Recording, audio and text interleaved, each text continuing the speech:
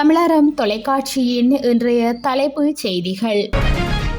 யாழ்ப்பாணம் தெல்லைப்பளையிலுள்ள வீடொன்றில் இருந்து நேற்று முன்தினம் குடும்ப பெண் ஒருவரின் சடலம் மீட்கப்பட்டது.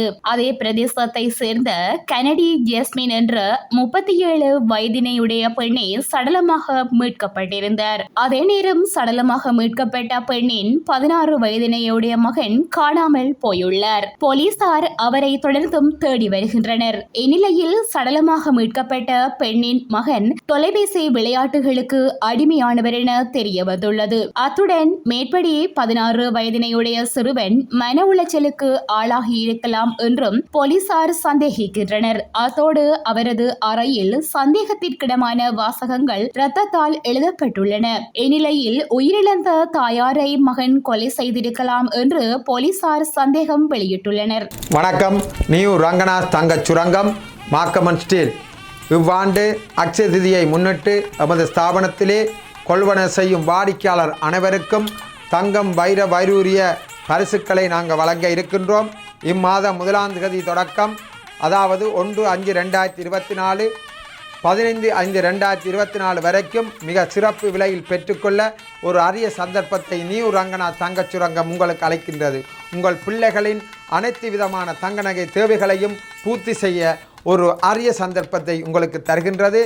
வாருங்கள், வெற்றி பெறுங்கள். நன்றி, வணக்கம். இலங்கையில் பெண்களுக்கு ஆபத்தாக மாறிய கும்பலை போலீசார் தேடி வருகின்றனர். நாட்டின் பல பகுதிகளில் மோட்டார் சைக்கிளில் சென்று கூறிய ஆயுதங்கள் மூலம் பெண்களின் தங்க நகைகளை திருடும் கும்பலை கைது செய்ய போலீசார் விசேட விசாரணைகளை ஆரம்பித்துள்ளனர். நுகேகொட, மகரகம, களுத்துறை, ஹல்ஹிச, பிளியந்தலை, பண்டாரகம உள்ளிட்ட பிரதேசங்களில் இந்த கொள்ளை சம்பவங்கள் இடம்பெறுவதாக போலீசாருக்கு தகவல்கள் கிடைத்துள்ளன. அதற்கமைய விசாரணைகளை மேற்கொண்ட போலீசார் இது தொடர்பான திருட்டில் ஈடுபட்ட நபரொருவரை கைது செய்துள்ளனர். கம்புர்ஹமுவ பகுதியை சேர்ந்த படா என அழைக்கப்படும் ஜானக சஞ்சீவ என்பவரே இவ்வாறு கைது செய்யப்பட்டுள்ளார். இது தொடர்பில் அவதானமாக இருக்குமாறும் போலீசார் எச்சரிக்கை விடுத்துள்ளனர். ஈழத்தமிழர்களுக்கு ஐநாவில் காத்திருக்கும் முடிவு. ஈழத்தமிழர்களின் பிரச்சினைக்கு ஒருபோதும் ஐநா மன்றத்தால் தீர்வு வழங்க முடியாது என பிரித்தானியாவில் இருக்கும் அரசியல் ஆய்வாளர் தி. பிரபாகரன் தெரிவித்துள்ளார். இந்து சமுத்திரத்தில் தனது ஆதிக்கத்தை செலுத்த சீனா தீவிரமாக செயற்பட்டு வரும் நிலையில் மேற்குலக நாடுகளின் எதிரியான ஈரான் தற்போது இலங்கைக்குள் நுழைந்து முக்கிய கேந்திர மையமாக உள்ள இலங்கை ஒற்ற பொருளாதார உலகில் இரட்டை பொருளாதார மையங்களாக தொழிற்படுகின்றன. இவ்வாறான நிலையில் சிங்கள ராஜதந்திரிகள் சீனா இலங்கைக்குள் நுழைய வேண்டும் என்பதில் ராஜதந்திரத்தினை பயன்படுத்தி வருகின்றனர். இதன் காரணமாகவே இலங்கைக்குள் சீனா, இந்தியா, ஈரான் போன்ற நாடுகளை அனுமதிக்கின்றனர். இலங்கையில் மாரடைப்பால் உயிரிழப்பவர்களின் எண்ணிக்கையில் உயர்வு ஏற்படுகின்றது. கடந்த 3 மாதங்களில் ரத்னபுரி, பலாங்கொடை பகுதியில் மாரடைப்பால் உயிரிழந்தோரின் எண்ணிக்கை அதிகரித்துள்ளது. திடீர் மரண பரிசோதனைகளின் போதே இந்த விடயம் கண்டறியப்பட்டுள்ளதாக பலாங்கொடை வைத்தியசாலையின் திடீர் மரண விசாரணை அதிகாரி பத்மேந்திர விஜயதிலக்க தெரிவித்துள்ளார். கடந்த 3 மாதங்களில் மாத்திரம் 30 வயது முதல் 50 வயதிற்கிடைப்பட்டவர்களிடையே பதிவான 70% உயிரிழப்புகளுக்கு மாரடைப்பே காரணம் என்றும் அவர் குறிப்பிட்டுள்ளார். விசேடமாக இளம் மற்றும் நடுத்தர வயதுடையோர் மாரடைப்பினால் உயிரிழப்பது அதிகரித்துள்ளது என்று பலாங்கொடை வைத்தியசாலையின் திடீர் மரண விசாரணை அதிகாரி கூறியுள்ளார்.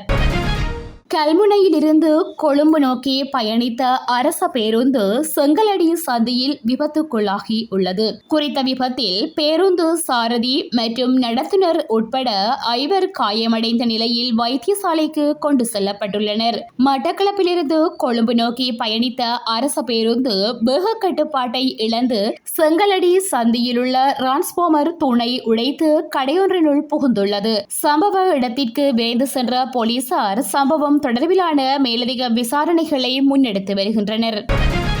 வாகன இறக்குமதி தொடர்பில் விதிக்கப்பட்டுள்ள தடை அடுத்த ஆண்டு முழுமையாக நீக்கப்படலாம் என நிதி அமைச்சர் ரஞ்சித் சியாம்பல பிட்டிய நம்பிக்கை வெளியிட்டுள்ளார். டாலரின் கையிருப்பு மற்றும் ரூபாவின் பெறுமதியை கருத்தில் கொண்டு வாகன இறக்குமதி தொடர்பான இறுதி தீர்மானம் மேற்கொள்ளப்படும் என அவர் குறிப்பிட்டுள்ளார். வாகன இறக்குமதி மீதான கட்டுப்பாடுகளை முழுமையாக நீக்குவதற்கான விரிவான ஆய்வை மேற்கொள்வதற்காக நியமிக்கப்பட்ட குழு ஏற்கனவே அதன் பரிந்துரைகளை வழங்கியுள்ளதாக அவர் கூறியுள்ளார். இந்நிலையில் தற்போது இலங்கைக்கு வாகனங்களை இறக்குமதி செய்யும் நடவடிக்கையில் முறைகேடுகள் காணப்படுவதாகவும் அமைச்சர் குறிப்பிட்டுள்ளார். இவ்வாறான முறைகேடுகளை தவிர்க்கவும் வாகன இறக்குமதிக்கான தரங்களை மேம்படுத்துவதற்கான சட்டத்தை நிறைவேற்றவும் அரசாங்கம் திட்டமிட்டுள்ளதாகவும் அவர் குறிப்பிட்டுள்ளார். இதற்கமைய பிரச்சினைகளை நிவர்த்தி செய்ததன் பின்னர் டாலர் கையிருப்பு மற்றும் ரூபாவின் பெறுமதியை கருத்தில் கொண்டு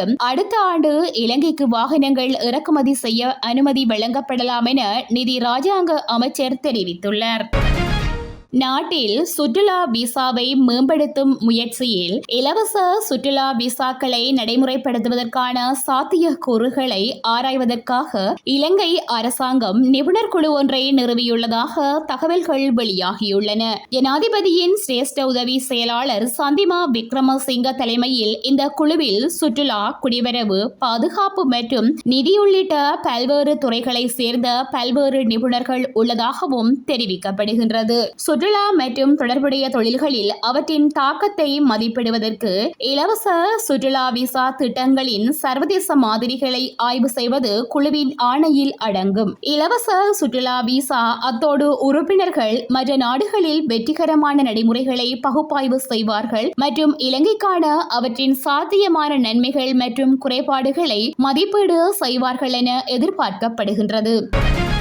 கனடாவில் இந்திய அரசாங்கத்தால் தேடப்பட்டு வந்த காலிஸ்தான் பயங்கரவாதியான 45 வயதான ஹர்தீப் சிங் நிஜார் கடந்த 2023 ஜூன் மாதம் சர்சேரியில் உள்ள குருவாத்ராவுக்கு வெளியே சுட்டுக் கொல்லப்பட்டார். கனேடிய குடிமகனான ஹர்தீப் சிங் நிஜார் கொலையில் இந்திய ஏஜென்ட்களுக்கு தொடர்பு இருப்பதாக கனடா பிரதமர் ஜஸ்டின் ட்ரூடோ கூறியது பெரும் பரபரப்பை ஏற்படுத்தியிருந்தது. இந்த சம்பவத்தினால் இந்தியா கனடா உறவு கடுமையாக பாதிக்கப்பட்டது. இவ்வாறான நிலையில் தற்போது ஹர்தீப் சிங் நிஜார் கொலை தொடர்பாக 22 வயதான ஹரன் ஃபிரார், 22 வயதான ஹமல்பிரீத் சிங், 28 வயதான ஹரன்பிரீத் சிங் ஆகிய 3 இந்தியர்களை கனடா போலீசார் கைது செய்துள்ளனர். எட்மண்டில் வசித்து வந்த அவர்கள் மீது கொலை மற்றும் சதித்திட்டம் உள்ளிட்ட பிரிவுகளின் கீழ் வழக்கு பதிவு செய்யப்பட்டுள்ளது. இந்த கைது நடவடிக்கை தொடர்பில் கனடா பிரதமர் ஜஸ்டின் ட்ரூடோ கூறுகையில், இது முக்கியமான விடயம். ஏனென்றால் கனடா வலுவான